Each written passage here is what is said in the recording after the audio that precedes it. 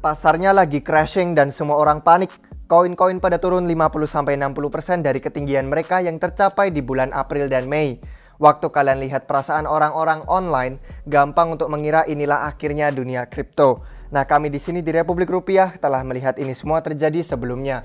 Dan hari ini kami akan memberitahu kalian tepatnya apa yang telah kami pelajari dan gimana adanya sejumlah proyek yang dalam kondisi prima untuk diadopsi massa. Hari ini kami akan menjelaskan kenapa dan bagaimana. Oke, let's go.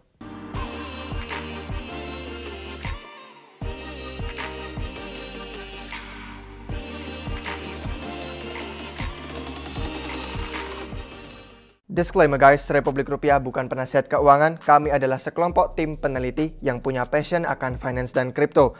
Mohon selalu lakukan riset kalian sendiri dan pertimbangkan situasi finansial kalian sebelum menginvestasikan uang apapun ke proyek manapun. Ada pepatah bahasa Inggris di kripto, pokoknya bunyinya ginilah bahasa Indonesianya. Semakin berubah suatu hal, semakin mereka akan menjadi sama aja. Maksudnya gimana? Jika kalian lihat chartsnya kripto dari siklus pasar yang sebelumnya, kita bisa lihat bahwa siklus pump and dump itu terulang terus lagi dan lagi. Walau setiap kali ini terjadi, para investor berpikir waktu sekarang ini akan berbeda kok. Harga kripto hanya akan naik terus tanpa pernah turun. Padahal realitanya, kenaikan dan penurunan harga di pasar kripto itu sehat dan terjadi terus-menerus. Seperti sepasang paru-paru yang mengembang terisi oksigen, kemudian menghembuskan udara keluar termasuk karbon dioksida. Ini tepatnya yang pasar lakukan. Mereka menghirup semua uang baru dari investor baru. Mereka mengembang jadi sangat besar. Jadi semua orang yang sudah ada sebelum uang-uang barunya masuk, posisinya jadi untung besar. Semakin besar keuntungannya, semakin besar godaan bagi mereka untuk menjual. Menciptakan tekanan menjual dan pada akhirnya tekanan itu jadi terlalu besar. Jadi para investor awal jualin kripto mereka untuk ambil untung. Sekarang banyak orang yang nontonin ini karena mereka nggak mau jadi yang terakhir menjual. Jadi pasar kripto khususnya sangat temperamental dan mudah ditakut-takuti. Ini tentunya begini juga karena pasar bisa bergerak naik sangat cepat dibandingkan pasar lain seperti saham atau real estate yang penurunannya hanya bertahap dan sangat jarang terjadi lonjakan seperti roket ke bulan yang kita lihat di kripto terus-menerus.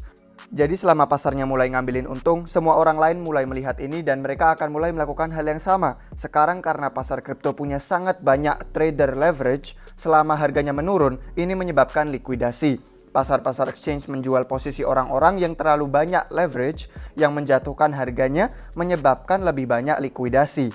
Yang kemudian menyebabkan penurunan lain dan lebih banyak likuidasi. Dan begitu terus terulang lagi dan lagi menimbulkan harga turun seperti air terjun. Inilah kenapa kita bisa mengalami kejatuhan 40-50% dalam sehari sebagaimana semua trader leverage itu kena likuidasi. Baru saja pas di April kemarin dump itu merupakan yang terbesar dalam satu hari dalam sejarah likuidasi kripto. Dengan miliaran uang disapu bersih dari para trader leverage ke pasar exchange tempat mereka bertaruh. Jadi ini seperti waktu paru-paru menghembuskan nafasnya keluar. Hanya perbedaannya saat ini semua orang sudah tahu kemampuan paru-paru itu untuk mengembang sedemikian besar dan para investor berupaya membeli posisi-posisi di bawah all time high. Dengan harapan penuh pasarnya bisa kembali ke titik ketinggian tersebut karena apa? Fundamental.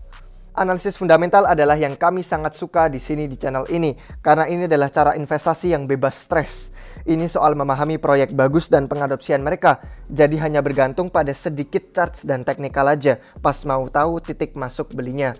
Terus ada di mana kita sekarang dan apa hubungannya dengan Ethereum, Matic, BNB serta ADA seperti yang ada di thumbnail. Nah, kita sudah mengalami ekspirasi uang yang besar meninggalkan pasar kripto selama sebulan terakhir dan ini semua ada hubungannya dengan harga yang naik sangat-sangat tinggi terlalu cepat dan pengambilan untung yang menyebabkan likuidasi. Fundamentalnya nggak berubah, teknologi blockchain nggak berubah, network effect dan pengguna serta fitur-fitur DeFi tidak berubah. Jadi jika Ethereum diminati pada harga 60 juta dan BNB diminati pada harga 10 juta rupiah, apa yang bikin mereka nggak bernilai sekarang? Ya nggak ada, kan nggak ada yang berubah dari teknologi atau pengadopsiannya. Kita masih bisa lihat dari banyak data yang aktif dan alamat dompet yang masih sangat tinggi dan bertumbuh.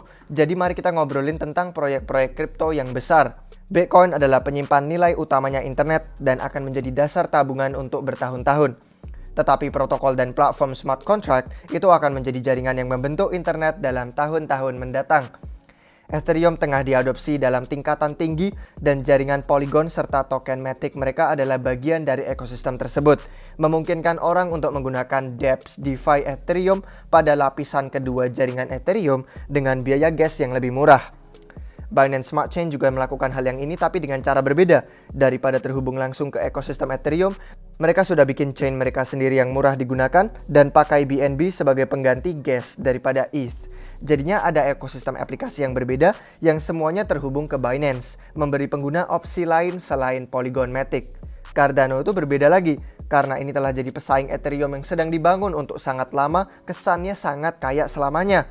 Charles Hoskinson, si pendiri, menjadi tamu bicara podcast minggu lalu dengan Lex Fridman dan berkata bahwa smart contract Cardano akan siap tersedia dalam hitungan minggu dan akhirnya ekosistem ini bisa sebenarnya mengerjakan sesuatu.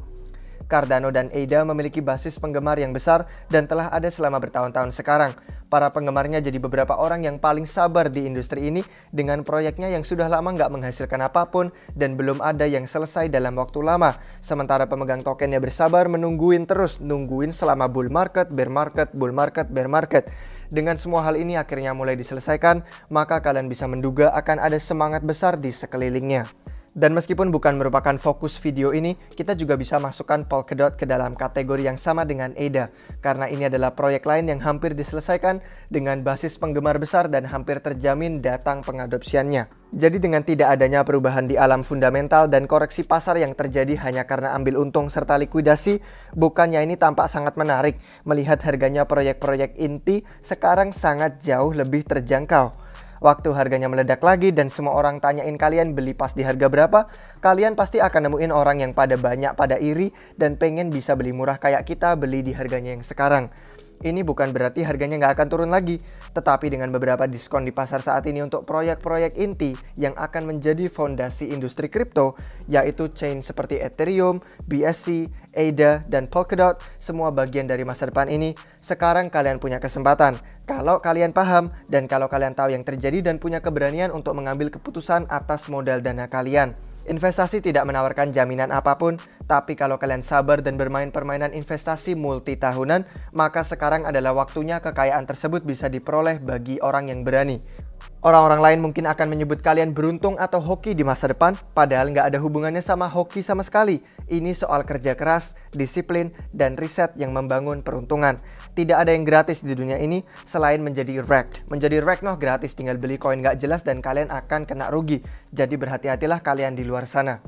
Jika kalian suka konten ini, tolong pertimbangkan subscribe dan kalau kalian ingin lanjut ngobrol, ayo bergabung ke server Discord kami. Masih ingin informasi lebih lanjut tentang pasar ini dan mendapatkan akses ke semua riset premium kami, maka jadilah anggota Republik dan bergabung ke perjalanan bersama kami ini. Kami terus memperhatikan peluang-peluang dan kami harap teman-teman Indonesia seperti kalian juga sama. Sekian untuk hari ini guys, nggak sabar lagi untuk kami bisa berjumpa dengan kalian semua lagi di waktu yang berikutnya. Cheers!